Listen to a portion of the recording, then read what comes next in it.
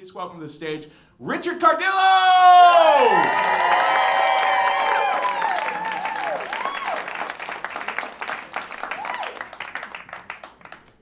Hi.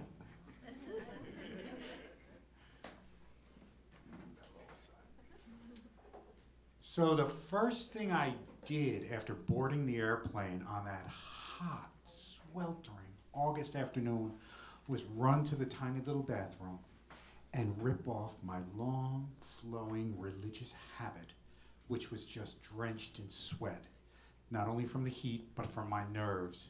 I kept meditating on that line from the Gospel of St. John, where Jesus said, "In a little while, and you will see me no more.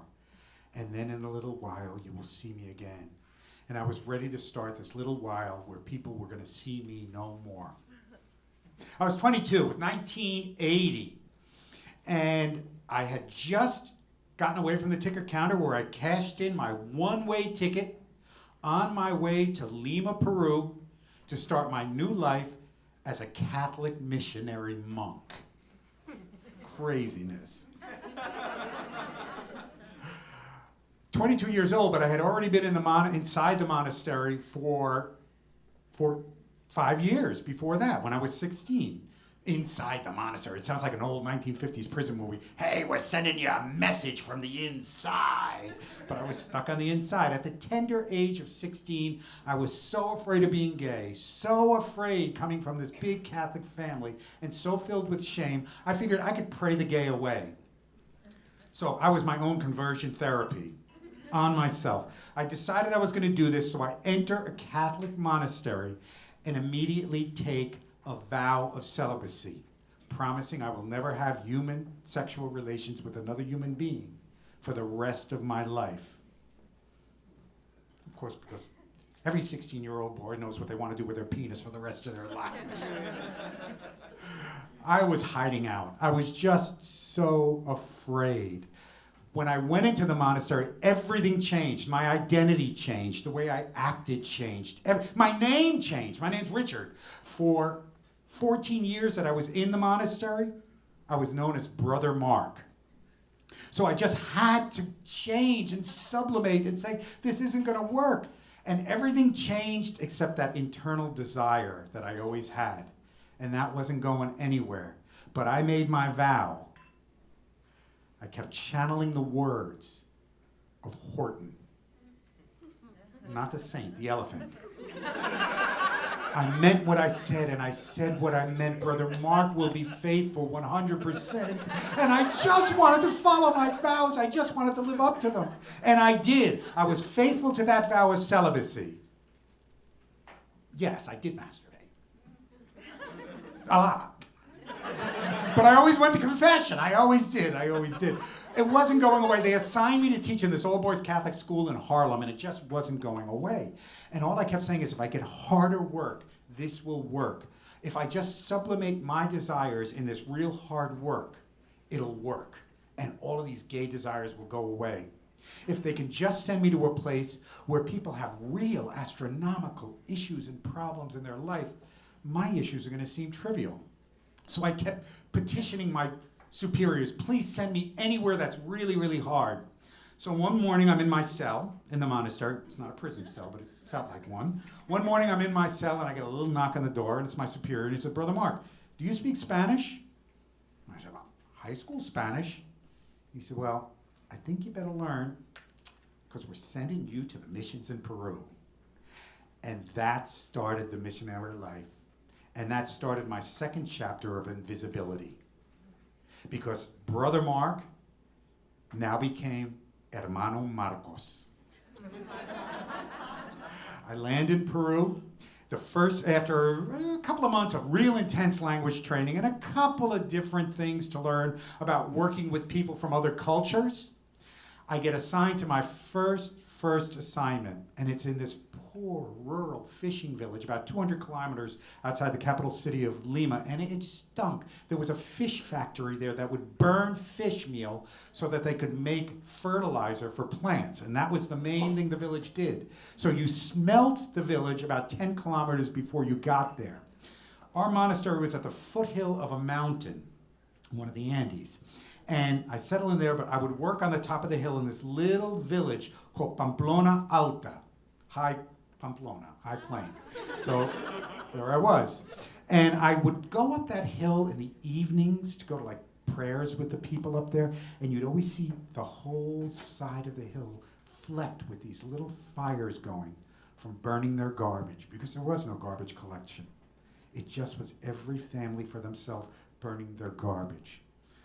To this day, I live in New York City here. When I'm driving and I'm stuck on a side street behind a garbage truck who's just filling up and you gotta wait, I say this little act of gratitude to the universe that I have somebody picking up my garbage still to this day.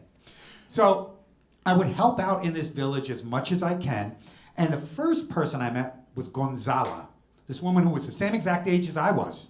She was the consummate community organizer. She knew what was going on. She had her finger on the pulse of the people. And I told her, please keep your eyes on me as a gringo if I'm doing anything to offend people. And she said, well, now that you mention it, since you moved in, you always go up to all the little mamas with their little babies in the papooses or in little blankets, and you play with the baby. Hey, baby, how are you, baby? Como se llama? What's the name of your baby? She said, could you please stop asking for the name of the babies? I said, why? She said, 50% of the children born in this village die before their first birthday. So the mothers don't officially name a baby until they know that baby is going to flourish. So just call the baby Nene. I said, okay, I'll do that, fine, no problem. She also wrangled me into 2 enormous jobs within my first 6 months of getting there. The first job, she wanted me to open up an orphanage with her. Peru was going through a horrible time, hyperinflation, real severe poverty. It was in the throes of terrorist violence. Sanitation was horrible. Everything was rampantly growing in the wrong places there, and it was horrible. So I finally decided, yes, I could do this, but I need help. We started this orphanage, and that's what she wanted me to start, for all the children that were coming from the provinces who had lost their parents to the terrorist violence. And she said, I want to put in 3 restrictions to that orphanage. 1, the kids have to be between the ages of 6 and 14. 2, they had to have lost their parents to either the terrorists or the military police, who were just as bad. And 3, they have to have a job. These kids went out and worked in the markets, flower girls, matchbook sellers, kids who would dance for the tourists. They worked, and they would come home and they'd count their money and I'd take care of it. The other thing Gonzalo was this consummate community builder. Obviously, we didn't know the birthdays of any kid in that orphanage. It was impossible to know. So on their Saints' Day or Name Day, she would always make this special little round cake for each kid and decorate the top with something special that's pertinent to that kid. So if a kid was into music, she'd put on panpipes and little notes. Or if a kid was a shoe shine boy, she'd put a little shoebox on the top of it and decorate it that way. She was great. She had these kids eating out of her hand, and they loved her for that. The second job she asked me to do was to become the community health organizer. I was an English teacher. What did I know about community health? But I said, okay, I'll help with it. I took this 6-week course in all things rural medicine. My Bible was this book called Where There Is No Doctor. So I tried to learn, because there was no doctor for at least 100 kilometers. There was no hospital, there was no clinic. So I got pretty good at fixing bumps and bruises. I even learned how to give stitches to people. It was amazing. I could do that, but the one thing I could not do was take care of any of the illnesses connected to poverty. These kids were getting dysentery and giardia and salmonella. They were getting chronic diarrhea, and I couldn't do anything to break that pattern. But I stayed invisible, trying to do what I could and sublimating into that. About 6 months after that, I was hit with the most horrible experience of my life, even up until now. I contracted cholera. It was horrible. The most debilitating thing I felt. I was dehydrating. My skin was tightening, and in 2 days, I lost 14 pounds. I couldn't move. I didn't know what things were. I was hallucinating. It was just getting worse and worse and worse. And I couldn't leave the bathroom because it was just pure liquid diarrhea. You know, I do a lot of storytelling now. I'm all over the place. And I've gotten used to that. Most comics and most storytellers, everybody has a requisite poop story. You know, you got to tell your poop story. I guess this is my requisite poop story, but I can't tease out a lot of humor from it. The State Department knew that I was a gringo and I was sick because the news got to them, and they kept good tabs on us. So they sent an ambulance up to the village, pick me up, and take me to the capital of Lima and put me in the best hospital in the nation. And immediately they get the IV drip in me, and within 12 hours I'm already coming out of things and gaining my weight back and feeling pretty good too. I got 5 days of rest, and then I went back to my village, and I went back almost like a hero. The ambulance took me back, and the village was all out to greet me. They had hung a sign, Bienvenidos, hermano Marcos, welcome, brother Mark, you're back. And I go in for a big fiesta in my honor. And it felt great, and we were getting along. And in a short amount of time,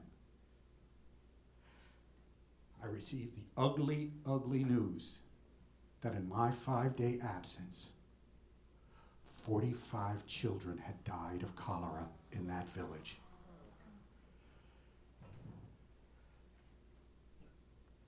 I froze.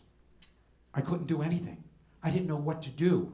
And then I started sputtering to the village elder who was with me. ¿Por qué? Why did this happen? Why? What's going on? How come this goes on like this? And he said, oh, hermano, es fácil, brother. It's so easy to know why this is. And I said, why? Why? He said, porque tú eres lo que eres. Y somos lo que somos. Because you are who you are, and we are who we are. And that's when I learned the most powerful message about privilege. I knew I was alive because somebody could take care of me from my country like these people couldn't get. I knew now that I couldn't make it on my own without the help of other people, and they had nobody like that at all in their lives. And I just couldn't take it. The survivor guilt was just setting in like crazy. And I started down the hill, and I was blabbering. And Gonzala caught up to me, and she grabbed me, and she said, oh, wait, espera, espera. I said, why? Why? And I just kept saying the word por qué. Why did they die? Why am I alive and those 45 babies and children died? She said, listen, you survived, and you survived for a reason. So you have got to make a decision today that their voices, those 45 voices, are not going to be silenced. So you live your life making noise, thinking of those 45 children. I get back to my monastery. I closed the door to my room, and I made a solemn vow. And it's the only vow in my life that I was able to keep for my whole life up until today. I made this vow that I was going to be the voice of those that had no voice. I was going to spend my life advocating for those that couldn't advocate for themselves, whether because of economics, because of poverty, because of gender, class, gender expression, sexual orientation. I didn't care. I was going to advocate for those that couldn't advocate for themselves in the name of those 45 kids. And that's how I lived my life from that day forward. A few years after that, I reached this point. They teach you this saying when you do cross-cultural work, missionary work. And they teach you this saying that when you go to be of service in another culture, always go where you're really, really needed, but not very wanted. And only stay until you are really, really wanted, but not very needed. So I knew it was time to go. I packed my bags. I went back to the United States of America, And immediately I left the monastery and wrote to the Vatican and said, I want out. I cannot live this life anymore. I am a gay man. And I was dispensed from my vows. And within a month of coming back, I was lucky enough, I found my partner, and we were together for 18 years of a wonderful relationship. It was great. And we had this thriving relationship where we were completely visible to each other and transparent. And I lived my life accordingly. 2015, I get this big break in my job. I get this letter from the Ministry of Education in Peru. And they had asked me to come down for 10 days to travel around the country to help write an anti-bullying program that was going to be implemented in every school in the country. And I hadn't been back since I left. So I said, this is great. I had one condition. I wanted to spend one day in Pamplona Alta looking for Gonzala. I wanted to find Gonzala. So I went down there, and sure enough, I found Gonzala right away. I mean, I was doing my work, but I had a couple of days extra, and I found Gonzala. We spent a full day together catching up. She had since married, had become a mother and a grandmother now, and we were catching up. So I was asking her, what are your feelings about what happened at that time? And I also chose that time to say, did you know at that time that I was gay? She said, I always had that feeling, but I wanted to honor your desire to remain hidden. But you know something, Richard? She called me Richard. She said, you know something? Remember when I taught you that story about the mamas that don't name their babies until they know that they're going to flourish? I said, yeah, I do remember that very well. She said, Hermano Marcos wasn't ready to flourish. Richard is ready to flourish. And I felt so relieved that I could be seen by her. I leave her, I go back to my hotel room, and I'm packing to go to Iquitos, the jungle. And a couple of hours into the night, I get a message from the front desk, there's a package down here for you. I got all excited. I said, I'm going to get something maybe from the government, something like that. I go down and I see this little box, and I have this idea what it is. And there's a note on top. And I open it up, and it's a note from Gonzala. And it said, sigue siendo la voz por los 45. Y sigue siendo la voz por los que no tienen voz. You keep being the voice for those 45 kids. And you keep being the voice for those that don't have any voice. And I opened up the box, and sure enough, it was a Gonzala cake. And it was decorated on the top with a rainbow flag. 35 years ago, I said this silly prayer on a plane. In a little while, and you will see me no more. And then in a little while, and you will see me again. Once I got that cake, I knew I could continue being about the business of being seen again.